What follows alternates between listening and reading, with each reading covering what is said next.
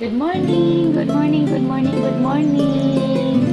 Nandito naman po tayo. Ito naman, hihinga naman tayo ng intra dahil umaga. At nagamit tayo ng mainit na tubig. Sa mga hindi pa nakasubscribe ng aking channel, please subscribe, like my video, and share. Pwede nyo i-share. Pwede nyo itong gawin testimony kung gusto nyo. Please subscribe my channel and thank you very much for watching my videos. At dahil ito po, ginawa ko po ito dahil gusto kong maibahagi sa inyo na kung ano po ang buhay ko ngayon dahil ako nga ay PWD, isang dialysis na. So, para sa para rin sa mga kagaya ko, ma-inspire din sila. Huwag panghinaan ng loob, magdasal lang po tayo at manalig sa Panginoon.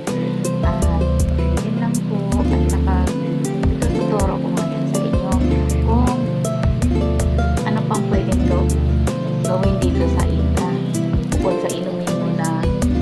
sa inumin nyo araw-araw itong ganito lang per giga. Pwede nyo siyang gawing substitute ng kape sa umaga. Try natin din ha.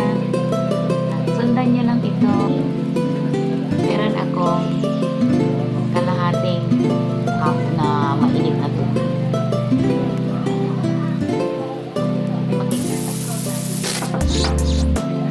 Kalahating cup. Anong pwede pa natin gawin dito? Dahil umaga ngayon, gagamit tayo ng mainit na tubig. Simple lang, ganito lang to.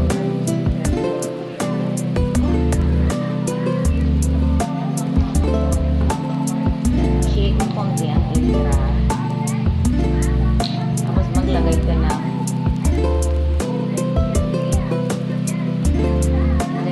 tatlong ganito mainit na tubig.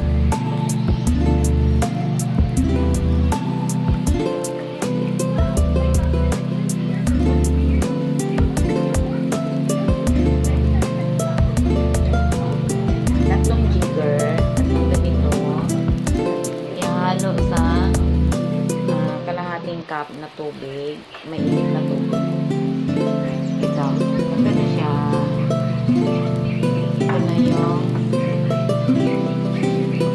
Ito na yung iinumin na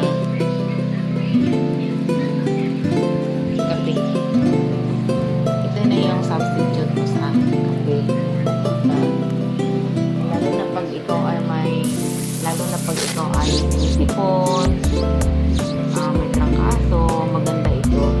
Ito ang inumin sa umaga at gabi. Bago ka matulog. Pag may trangkaso ka nga, pwede mo itong inumin anytime. At sigurado, mawawala na yung nararamdaman mo sakit sa katawan. Try niyo po ito gawin. Itong intra at mainit na tubig. Lalo na sa mga may mga sintomas, nakaranas ng sintomas ng COVID. Try nyo po ito. Maganda po ang intra. Pag matikman mo ito, masarap siya. Masarap ang lasa. Pag matikman mo siya, diyak babalik-balik at hahalapan. Maraming salamat. Pwede mo itong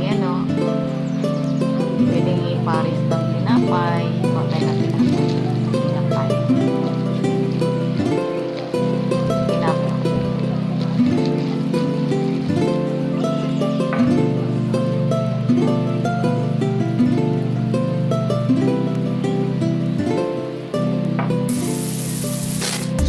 Pwede rin ikaw-to ang tinapay dito.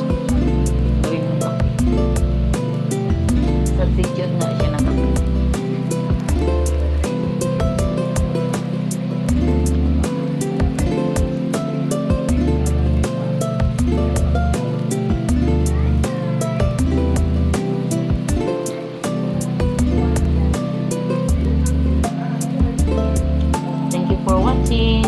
again in the next video. Thank you. Bye-bye.